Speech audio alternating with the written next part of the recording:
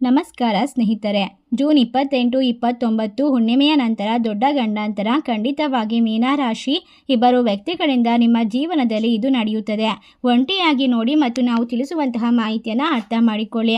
ಆಗ ನಿಮ್ಮ ಜೀವನದಲ್ಲಿ ಬರ್ತಕ್ಕಂಥ ಪ್ರತಿಯೊಂದು ತೊಂದರೆಯನ್ನು ಪರಿಹಾರದ ಮೂಲಕ ದೂರ ಮಾಡಿಕೊಳ್ಬಹುದು. ಈಗ ನಿಮ್ಮ ಜೀವನವನ್ನು ಆರಿಸಿಕೊಳ್ಳುವಂತಹ ಯಾವುದೇ ರೀತಿಯ ತೊಂದರೆಗಳಿಗೆ ಭಯ ಪಡುವಂತಹ ಅವಶ್ಯಕತೆ ಇಲ್ಲ. ಒಟ್ಟಾರೆಯಾಗಿ ಒಂದು ವಿಶೇಷವಾಗಿರುವಂತಹ ಜೂನ್ 28, 29 ಹುಣ್ಣಿಮೆಯ ನಂತರ ನಿಮ್ಮ ಜೀವನದಲ್ಲಿ ವಿಶೇಷವಾಗಿ ಬದಲಾವಣೆಗಳು ಕಂಡುಕೊಳ್ಳೋಕೆ ಸಾಧ್ಯವಾಗಿರಬೇಕಾಗುತ್ತೆ. ಅದೇ ರೀತಿ ಎಲ್ಲ ರೀತಿಯ ಬದಲಾವಣೆಗೆ ನೀವು ಸಿದ್ಧರಾಗಬೇಕು. ಏಕೆಂದರೆ ನಿಮ್ಮ ನಾಶಕ್ಕೆ ಸಂಚು ರೂಪಿಸುತ್ತಿರುವಂತಹ ಇಬ್ಬರು ಮಹಿಳೆಯರು ಖಂಡಿತವಾಗಿ ನೀವು ಇದನ್ನು ಕೇಳಿದ ತಕ್ಷಣ ಬೆಚ್ಚಿ ಬೀಳ್ತೀರಾ. ಅಷ್ಟೇ ಅಲ್ಲದೆ ನಿಮಗೆ ಆಪತ್ತು ಯಾವುದೇ ರೀತಿ ಬಂದರೂ ಕೂಡ ಮನಸ್ಸಿಗೆ ಸ್ವಲ್ಪ ಭಯವಾಗುವಂಥದ್ದು ಸಹಜನೇ. ಆದರೆ ಹೆದರುವ ಅವಶ್ಯಕತೆ ಇಲ್ಲ. ಜ್ಯೋತಿಷ್ಯ ಶಾಸ್ತ್ರ ತಿಳಿಸೋದು ನೀವು ಈ ಒಂದು ಮಾಹಿತಿಯ ಮುಖಾಂತರ ಮಾರ್ಗದರ್ಶನವನ್ನು ಪಡೆದುಕೊಂಡು ಮುಂದೆ ಬರುವಂತಹ ತೊಂದರೆಗಳನ್ನು ನೀವು ಯಾವ ರೀತಿ ಸಣ್ಣ ಪರಿಹಾರದ ಮೂಲಕ ಸರಿ ಮಾಡಿಕೊಳ್ಬೇಕು ಎನ್ನುವಂತಹ ವಿಶೇಷತೆಯಿಂದ ತುಂಬಿರುವಂತಹ ಒಂದು ಮಾರ್ಗದರ್ಶಕವಾಗಿದೆ. ಆದ್ದರಿಂದಾಗಿ ಮೊದಲನೇದಾಗಿ ನಿಮ್ಮ ಜೀವನದಲ್ಲಿ ಈ ಸಮಯದಲ್ಲಿ ಸಂಪತ್ತು, ಐಶ್ವರ್ಯ, ಎಲ್ಲ ರೀತಿಯ ಸಿಹಿ ಸುದ್ದಿಗಳು ಬರುವಂತಹ ಸಂದರ್ಭದಲ್ಲಿ ಎಲ್ಲವೂ ನಿಮ್ಮನ್ನು ಈಗ ಹುಡುಕಿಕೊಂಡು ಬರುತ್ತದೆ. ಒಟ್ಟಾರೆಯಾಗಿ ನಿಮ್ಮ ಜೀವನದಲ್ಲಿ ಈಗ ಯಾವುದೇ ರೀತಿಯ ಒಂದು ಸಂಪತ್ತು ಕೈಬಿಟ್ಟು ಹೋಗುವಂತಹ ಪರಿಸ್ಥಿತಿ ಇದ್ದಕ್ಕಿದ್ದಂತೆ ಶುರುವಾಗೋದು ಯಾವ ಕಾರಣಕ್ಕೆ ಅಂದರೆ ಖಂಡಿತವಾಗಿಯೂ ನಿಮ್ಮ ಗ್ರಹಗತಿಗಳ ಪರಿಣಾಮ ಅಲ್ಲ ಅದು, ಅಥವಾ ನಿಮ್ಮ ಜೀವನದಲ್ಲಿ ಇರ್ತಕ್ಕಂಥ ಶತ್ರುಗಳು ನಿಮ್ಮ ಜೀವನದಲ್ಲಿ ಎದುರಿಸತಕ್ಕಂಥ ಪ್ರತಿಯೊಂದು ಸಮಸ್ಯೆಗಳಿಗೂ ಕೂಡ ಶತ್ರುಗಳ ಕಾಟ ಮುಖ್ಯವಾಗಿ ಕಾರಣವಾಗಿರುತ್ತದೆ. ಈಗ ಯಾವುದೇ ತೊಂದರೆಗಳು ಬಂದರೂ ಕೂಡ ಮನುಷ್ಯ ಜೀವನದಲ್ಲಿ ಎಲ್ಲವನ್ನ ಸರಿಪಡಿಸ್ಕೊಳ್ಬೇಕು ಅಂತ ಕಷ್ಟಪಡ್ತಾರೆ. ಅದೇ ರೀತಿಯಲ್ಲಿ ನೀವು ಮುಂದಕ್ಕೆ ಬರೋದಕ್ಕೆ ಸಾಧ್ಯವಾಗದೇ ಇರೋ ಸ್ಥಿತಿಯಲ್ಲಿ ನಿಮ್ಮನ್ನ ಅಡ್ಡಿ ಆತಂಕವನ್ನು ಸೃಷ್ಟಿ ಮಾಡಿರುವಂತಹ ಕೆಲವೊಂದಿಷ್ಟು ಜನ ನಿಮ್ಮ ಹಿತೈಷಿಗಳೇ ಈ ಒಂದು ಕೆಲಸವನ್ನ ಮಾಡ್ತಿದ್ದಾರೆ. ಆದ್ದರಿಂದಾಗಿ ಈ ವ್ಯಕ್ತಿಗಳ ಬಗ್ಗೆ ನೀವು ಎಚ್ಚರಿಕೆಯಿಂದ ಇರೋದು ಒಳ್ಳೆಯದು. ಸಂಪೂರ್ಣವಾಗಿ ಆ ವ್ಯಕ್ತಿಗಳು ಯಾರು, ಅವರ ಹೆಸರುಗಳು ಯಾವ ಅಕ್ಷರದಿಂದ ಪ್ರಾರಂಭವಾಗುತ್ತೆ, ಅವರಿಗೂ ನಿಮಗೂ ಇರುವಂತಹ ಶತ್ರುತ್ವ ಏನು, ಎಲ್ಲವನ್ನ ಕೂಡ ಇವತ್ತಿನ ವಿಡಿಯೋದಲ್ಲಿ ಸಂಪೂರ್ಣವಾಗಿ ತಿಳಿಸಿಕೊಡ್ತಾ ಹೋಗ್ತೇವೆ. ಎಲ್ಲೂ ಕೂಡ ಸ್ಕಿಪ್ ಮಾಡದೆ ಪೂರ್ತಿಯಾಗಿ ನೋಡಿ. ನಿಮ್ಮ ಜೀವನದಲ್ಲಿ ಎಂದಿಗೂ ಕೂಡ ನೀವು ತೆಗೆದುಕೊಳ್ಳುವಂತಹ ವಿಶೇಷವಾದ ನಿರ್ಧಾರಗಳು ನಿಮ್ಮನ್ನ ಹಲವಾರು ವರ್ಷಗಳವರೆಗೂ ಕೂಡ ಜಾಗೃತಿಯನ್ನಾಗಿ ಇಟ್ಟಿರುತ್ತದೆ. ಭವಿಷ್ಯದ ಮೇಲೆ ಯಾವುದೇ ರೀತಿಯ ಅಡ್ಡ ಪರಿಣಾಮವನ್ನು ಬೀರೋದಿಲ್ಲ.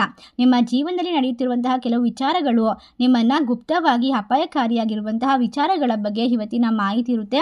ಸಂಪೂರ್ಣವಾಗಿ ಇದನ್ನು ಅರ್ಥ ಮಾಡಿಕೊಳ್ಳಿ. ಎಲ್ಲೂ ಕೂಡ ಸ್ಕಿಪ್ ಮಾಡದೆ ಪೂರ್ತಿಯಾಗಿ ನೋಡಿ. ನಿಮ್ಮ ಜೀವನದಲ್ಲಿ ನಡೆಯುವಂತಹ ದೊಡ್ಡ ದೊಡ್ಡ ವಿಚಾರಗಳನ್ನು ತಿಳಿದುಕೊಳ್ಳೋಕ್ಕೋಸ್ಕರ ನಮ್ಮ ಚಾನಲನ್ನು ಸಬ್ಸ್ಕ್ರೈಬ್ ಮಾಡಬೇಕು. ಅದಕ್ಕೋಸ್ಕರ ನಿಮ್ಮ ಜೀವನದಲ್ಲಿ ಯಾವಾಗಲೂ ಕೂಡ ಬದಲಾವಣೆಗಳನ್ನು ಸುಲಭವಾಗಿ ತರುವಂತಹ ಸಣ್ಣ ಪರಿಹಾರ ಬಹಳಷ್ಟು ಸಹಾಯಕವಾಗಿರುತ್ತೆ. ಏಕೆಂದರೆ ನೀವು ಬಹಳಷ್ಟು ಕಷ್ಟಪಟ್ಟು ಮುಂದೆ ಬಂದಿರತಕ್ಕಂಥ ವ್ಯಕ್ತಿಗಳು ಯಾವಾಗಲೂ ಕೂಡ ಯಾವುದಾದ್ರೂ ಮುಖಾಂತರ ಹಣವನ್ನು ಕೂಡಿಟ್ಟು ಜೋಪಾನ ಮಾಡಿ ಒಳ್ಳೆಯ ಸ್ಥಿತಿಗೆ ತಲುಪಬೇಕು ಅನ್ನುವಷ್ಟರಲ್ಲಿ ಯಾವುದಾದ್ರೂ ಸಮಸ್ಯೆ ನಿಮ್ಮನ್ನು ಬೆನ್ನ ಬಿಡದೆ ಕಾಡುತ್ತದೆ. ನಿಮ್ಮ ದೊಡ್ಡ ಯಶಸ್ಸಿಗೆ ಕಾರಣವಾಗುವಂತಹ ಯಾವುದೋ ಸಣ್ಣ ಪುಟ್ಟ ತಪ್ಪುಗಳು ಎಲ್ಲವನ್ನ ಕೂಡ ನಾಶ ಮಾಡುತ್ತಿದೆ. ಒಟ್ಟಾರೆಯಾಗಿ ಮೀನರಾಶಿಯವರೇ, ನಿಮ್ಮ ಜೀವನದಲ್ಲಿ ಇಬ್ಬರು ವ್ಯಕ್ತಿಗಳಿಂದ ನೀವು ಬಹಳಷ್ಟು ನೋವನ್ನು ಅನುಭವಿಸ್ತಾ ಇದ್ದೀರಾ, ತೊಂದರೆಗಳಿಗೆ ಒಳಪಟ್ಟಿದ್ದೀರಾ. ಅದರಿಂದಾಗಿ ಈ ಪರಿಹಾರವು ನಿಮ್ಮ ದೊಡ್ಡ ಯಶಸ್ಸಿಗೆ ಕಾರಣವಾಗಬಹುದು. ಒಟ್ಟಾರೆಯಾಗಿ ನಿಮ್ಮ ರಾಶಿ ಚಕ್ರದ ಮೂಲಕ ಈ ಸಮಯದಲ್ಲಿ ನಡೆಯುವಂತಹ ಯಾವುದೇ ರೀತಿಯ ಎದುರಾಗುತ್ತಿರುವಂತಹ ಅಂದುಕೊಂಡ ಕೆಲಸಗಳು ಅರ್ಧಕ್ಕೆ ನಿಂತು ಹೋಗುತ್ತಿರಬಹುದು, ಅಥವಾ ನೀವು ಯಾವುದೇ ಕೆಲಸಕ್ಕೆ ಕೈ ಹಾಕಿದ್ರೂ ಕೂಡ ಅದರಲ್ಲಿ ತೊಂದರೆಗಳು ಜಾಸ್ತಿ ಆಗ್ತಿರಬಹುದು. ಒಂದಲ್ಲ ಒಂದು ರೀತಿಯ ಆರೋಗ್ಯದ ಸಮಸ್ಯೆಗಳು ನಿಮ್ಮನ್ನು ಕಾಡಬಹುದು.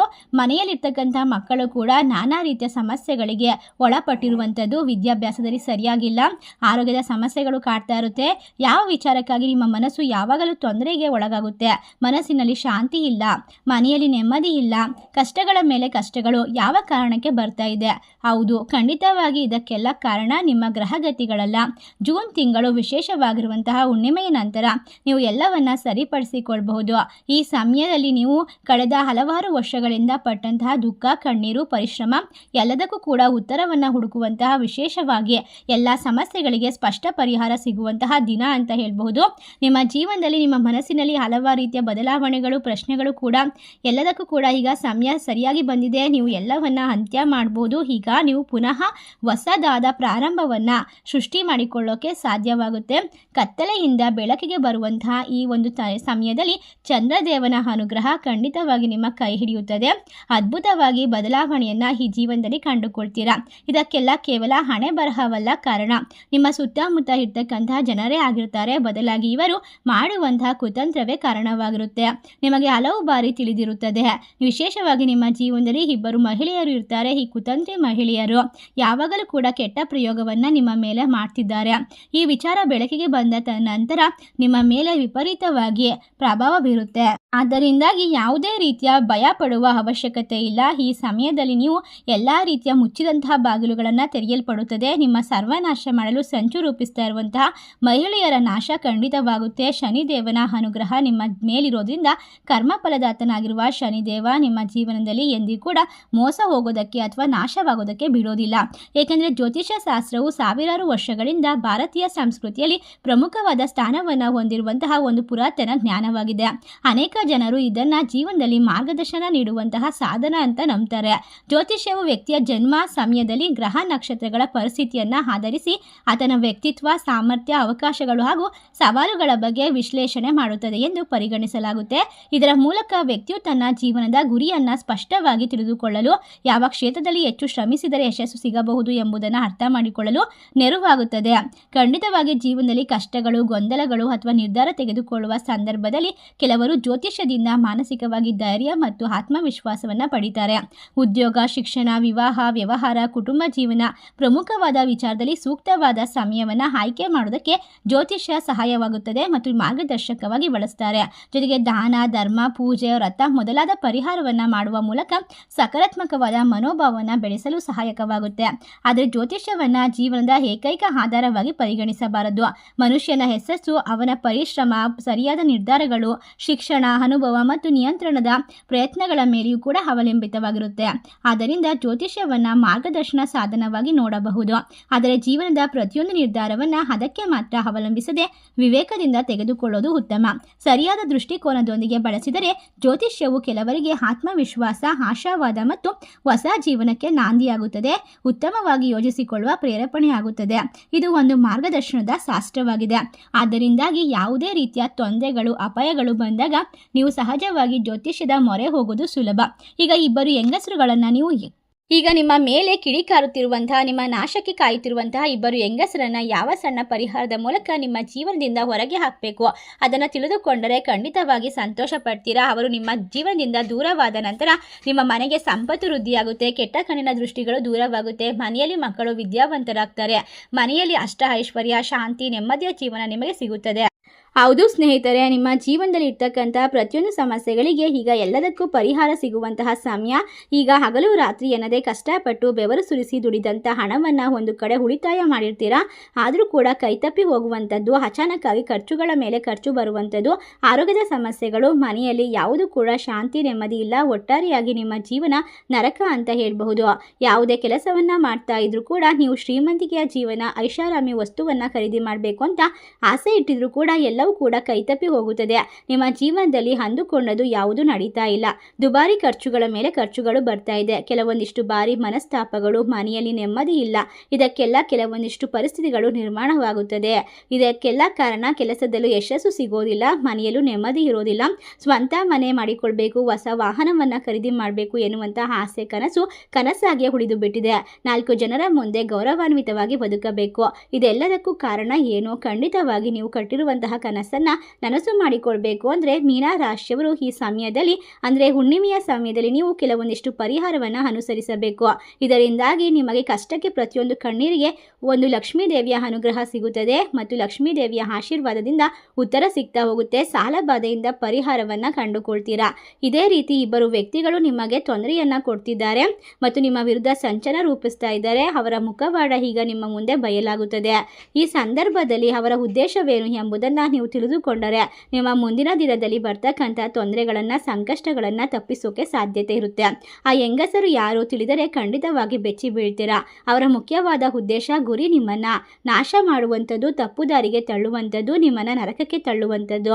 ನಿಮ್ಮ ಸುಂದರವಾದ ಕುಟುಂಬವನ್ನು ನರಕ ಮಾಡಬೇಕು. ನಿಮ್ಮ ಖುಷಿಯನ್ನು, ನಗುವನ್ನು ಅವರು ನೋಡಲು ಸಾಧ್ಯವಾಗುತ್ತಿಲ್ಲ. ನೀವು ಜೀವನ ಪೂರ್ತಿ ಕಣ್ಣೀರಿನಿಂದ ಕೈ ತೊಳೆಯಬೇಕು. ನಿಮ್ಮ ಜೀವನದಲ್ಲಿ ಯಾವುದೇ ರೀತಿಯ ಸಂತೋಷದ ಸುದ್ದಿಗಳು ಬರಬಾರ್ದು.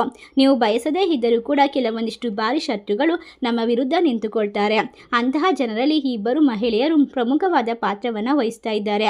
ನೀವು ದುಃಖದಲ್ಲಿದ್ದರೆ, ನಿಮ್ಮ ಕುಟುಂಬ ನೋವನ್ನು ಅನುಭವಿಸ್ತಾ ಇದ್ದರೆ ಅವರು ಬಹಳಷ್ಟು ಸಂತೋಷವನ್ನು ಪಡ್ತಾರೆ. ನಿಮ್ಮ ಮುಂದೆ ಹಿತೈಷಿಗಳಂತೆ ನಟಿಸ್ತಾರೆ ಮತ್ತು ನಿಮ್ಮ ಹಿಂದೆ ಸಂಚನ ರೂಪಿಸ್ತಾರೆ. ಈ ಒಂದು ವಿಷಯವಾಗಿರುತ್ತದೆ. ಈ ಒಂದು ವಿಚಾರದಲ್ಲಿ ನೀವು ಅಂತಹ ಕೆಲವು ಜನರು ನಿಮ್ಮ ಮೇಲೆ ಹೊಟ್ಟೆ ಕಿಚ್ಚು ಪಡ್ತಾರೆ. ಪ್ರತಿಯೊಂದರಲ್ಲೂ ಕೂಡ ನೀವು ಯಶಸ್ವಿ ಆದಾಗ ಅವರು ಅದನ್ನು ಸಹಿಸೋದಕ್ಕೆ ಸಾಧ್ಯವಿಲ್ಲ. ನಿಮ್ಮ ಕುಟುಂಬವನ್ನು ನೀವು ಸಂತೋಷವಾಗಿ ನೋಡಿಕೊಂಡಾಗ ಅವರ ಹೊಟ್ಟೆ ಕುದಿಯುತ್ತದೆ. ಇದರಿಂದಾಗಿ ಅವರು ಕೆಟ್ಟ ಪ್ರಯೋಗವನ್ನು ಬಳಸ್ತಾರೆ. ಒಟ್ಟಾರೆಯಾಗಿ ಮೀನಾ ರಾಶಿಯವರೇ, ನಿಮ್ಮ ಜೀವನದಲ್ಲಿ ನಡೆಯುವಂತಹ ತೊಂದರೆಗಳಿಗೆ ಇಬ್ಬರು ಮಹಿಳೆಯರ ಕಾರಣವಾಗಿರ್ತಾರೆ. ಆ ಇಬ್ಬರು ಮಹಿಳೆಯರು ಒಂದು ನಿಮ್ಮ ಗಂಡನ ಮನೆಯ ಕಡೆಯ ಸಂಬಂಧಿಕರಾಗಿರ್ಬೋದು, ಅಥವಾ ನಿಮ್ಮ ಅತ್ತಿಗೆ ಆ ರೀತಿಯ ಸಂಬಂಧ ಆಗಿರ್ಬೋದು. ಇನ್ನೊಂದು ನಿಮ್ಮ ತಾಯಿಯ ಮನೆ ಕಡೆಯ ಸಂಬಂಧರಾಗಿರ್ಬೋದು. ಗಂಡು ಮಕ್ಕಳಾಗಿದ್ರೂ ಕೂಡ ಇದು ಅನ್ವಯಿಸುತ್ತದೆ. ಈ ರೀತಿಯಾಗಿರುವಂತಹ ಇಬ್ಬರು ಹೆಣ್ಣು ಮಕ್ಕಳು. ಕಾರಣ ಏನು ಅಂತಂದರೆ, ನಿಮ್ಮ ಗ್ರಹಗಳ ಬದಲಾವಣೆ ಖಂಡಿತವಾಗಿ ಇದಕ್ಕೆ ಕಾರಣ ಅಲ್ಲ. ಜೀವನದಲ್ಲಿ ರಾತ್ರಿ ಹೊತ್ತು ಭಯಂಕರವಾಗಿರುವ ಕನಸುಗಳು ಕಂಡು ಬೆಚ್ಚಿ ಬೀಳುವಂಥದ್ದು ಈ ಮಹಿಳೆಯರು ಮಾಡುತ್ತಿರುವಂತಹ ಕುತಂತ್ರದ ಕೆಲಸವೇ ಆಗಿರುತ್ತೆ. ಈಗ ನಿಮ್ಮ ಕೆಲಸದಲ್ಲಿ ಶ್ರದ್ಧೆ ಭಕ್ತಿಯಿಂದ ಮುಂದುವರೆದ್ರೂ ಕೂಡ ನಿಮ್ಮ ಕೆಲಸವನ್ನು ಯಾರು ಪ್ರಶಂಸೆ ಮಾಡುವುದಿಲ್ಲ. ಮೇಲಾಧಿಕಾರಿಗಳು ನಿಮಗೆ ಬಡ್ತಿಯನ್ನು ಕೊಡ್ತಾ ಇಲ್ಲ. ಯಾವುದೇ ಉದ್ಯೋಗದಲ್ಲಿ ನೀವು ಅಂದುಕೊಂಡಂತಹ ಸ್ಥಾನಕ್ಕೆ ಹೋಗಲು ಸಾಧ್ಯವಾಗ್ತಾ ಇಲ್ಲ. ಈಗ ನೀವು ಅನುಸರಿಸಬೇಕಾದ ಒಂದು ಪರಿಹಾರ ಅಂದರೆ, ಶಿವನ ದೇವಸ್ಥಾನಕ್ಕೆ ಹೋಗಿ ದೀಪವನ್ನು ಬೆಳಗಿಸಬೇಕು ಮತ್ತು 2 ಫಲಾವಲಿಯನ್ನು, 2 ಕರ್ಪೂರವನ್ನು, 2 ಲವಂಗವನ್ನು ಮತ್ತು 2 ಏಲಕ್ಕಿಯನ್ನು ತೆಗೆದುಕೊಂಡು ಅದನ್ನು ಮನೆಯಿಂದ ಹೊರಗೆ ಸುಡಬೇಕು. ಅದನ್ನು ಸುಡುವಾಗ 4 ಬೇವಿನ ಎಲೆಗಳನ್ನು ಅದರ ಮೇಲೆ ಹಾಕಬೇಕು. ಇದರಿಂದ ಶತ್ರುಗಳ ಕೆಟ್ಟ ದೃಷ್ಟಿ ನಿಮ್ಮ ಮನೆಯಿಂದ ದೂರವಾಗುತ್ತದೆ. ನೀವು ಸ್ನಾನ ಮಾಡುವಂತಹ ನೀರಿಗೆ ಕಪ್ಪು ಎಳ್ಳನ್ನು ಹಾಕಿ ಸ್ನಾನ ಮಾಡಿ. ಕೈಯಲ್ಲಿ ಕಪ್ಪು ಮೆಣಸು ಮತ್ತು ಬಿಳಿ ಸಾಸಿವೆಯನ್ನು ಹಿಡಿದುಕೊಂಡು ತಲೆಯಿಂದ 7 ಬಾರಿ ನಿವಾಳಿಸಿ ಅದನ್ನು ಉರಿಯುವಂತಹ ಬೆಂಕಿಗೆ ಹಾಕಿಬಿಡಿ. ಅದು ಯಾವ ರೀತಿ ಚಿಟಪಟ ಅಂತ ಸಿಡಿಯುತ್ತೋ ಅದೇ ರೀತಿ ನಿಮ್ಮ ಕೆಟ್ಟ ಕಣ್ಣಿನ ದೃಷ್ಟಿಗಳು ಕೂಡ ಸುಟ್ಟು ಹೋಗುತ್ತದೆ. ನಿಮಗಿರುವಂತಹ ಪ್ರತಿಯೊಂದು ಸಮಸ್ಯೆಗಳು ಪರಿಹಾರವಾಗುತ್ತದೆ.